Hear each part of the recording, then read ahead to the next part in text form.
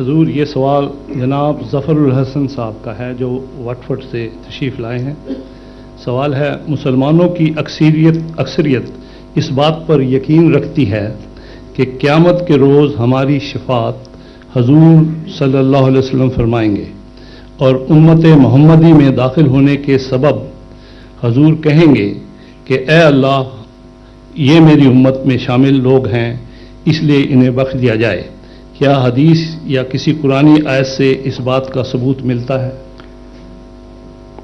ایک حدیث سے جو قطعیت کے ساتھ سب کو مسلم ہے اس نتیجے کے برعکس ثبوت ملتا ہے جو عامت الناس نکالتے یا مولوی ان کی خاطر نکالتے ہیں.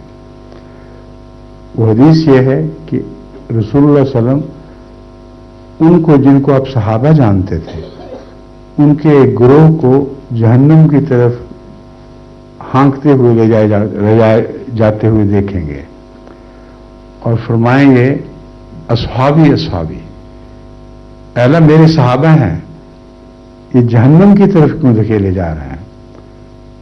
تو اللہ تعالیٰ جواب دے گا کہ تجھے نہیں پتا کہ تیرے بعد ان کے کیا کردار تھے.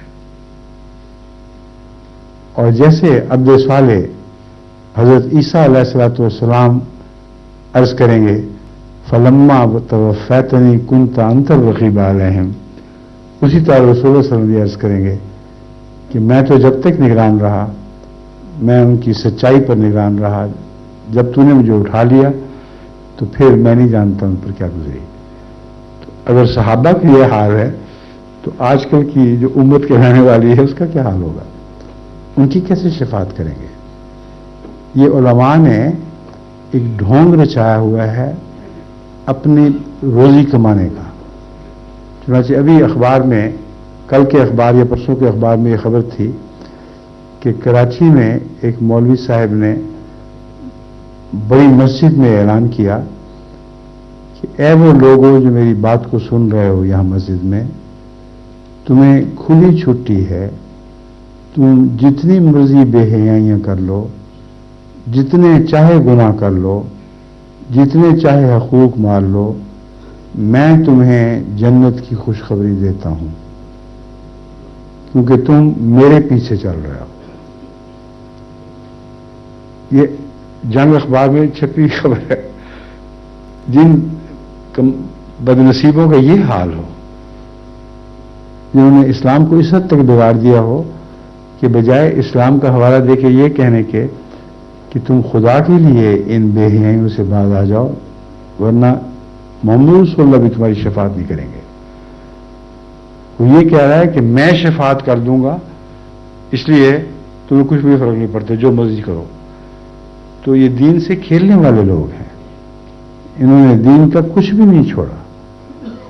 اگر ایک مسلمان سادہ مزاج اپنی سادہ عقل سے ان سب باتوں کا تجزیہ کرے جیسا کہ میں اس کی مدد کر رہا ہوں تو وہ اس نتیجے کے سوا کوئی نتیجہ نہیں نکال سکتا کہ حضرت اقدس محمد رسول اللہ صلی اللہ علیہ وسلم نے سچ فرمایا تھا کہ علماؤہم شر من تحت ادیم السماء. آخری زمانے کے علماء آسمان کے نیچے بدترین مخلوق ہوں گے. یہ نقشے جو کھینچے جا رہے ہیں جو خود اپنی تصویر یہ لوگ اتار رہے ہیں، اگر یہ بدترین مخلوق کی نہیں تو پھر اور کیا ہے؟ کیا ان سے بھی بدتر آنے والے ہیں؟ اللہ معاف کرے. ایک سوال ہوتا ہے کہ موسٹلی یہ سچویشن پاکستان میں کیوں ہے ایٹ پریزنٹ؟ کیا چیز؟ اور یہ جو سچویشن ہے ریلیجیس سچویشن ہے یہ موسٹلی پاکستان میں کیوں کریٹ ہے زیادہ تر؟ سب سے زیادہ پاکستان میں ہے یہ کہنا چاہیے، مگر ہر جگہ ہے، صرف پاکستان میں نہیں. پاکستان میں اس لیے زیادہ ہے کہ پاکستانی مولوی اکثر جو ایسٹ پنجاب کا ماحول ہے اس کی پیداوار ہیں. یہ سب جتنے شرارت میں سب سے تیز ہیں یہ لدھیانہ کے ارد گرد اور سارے پیدا ہونے والے ہیں. اور یہ وہ علاقہ ہے جہاں اللہ تعالیٰ نے حضرت مسیح موعود علیہ السلام کو پیدا فرمایا. اور خدا تعالیٰ کا یہ قانون ہے کہ وہ علاقہ جو سب سے زیادہ شریر ہو वहां वो अपना भेजा हुआ भेजता है ताकि साबित कर सके कि इन शरीरों के बावजूद खुदा इसको जरूर फतह देगा। तो ये हिकमत है कि आपको पाकिस्तान में इनके चेहरे बहुत नुमायां दिखाई देते हैं, बाकी जगह भी हैं मगर इस हद तक शदीद नहीं। बांग्लादेश में मैंने उनको अपने पैगाम में बताया था, मैं खुद फिर के आया हूं, वहां का मौलवी जितने मर्जी मुतअस्सब हो, उसमें एक खूबी है कि दलील को सुनता है, अक्सर में ये खूबी है। और अगर दलील से बात करो तो वो कायल हो जाते हैं। अफ्रीका का यह हाल है, दूसरे ममालिक का यह हाल है। तो पंजाबी मौलवी तौबा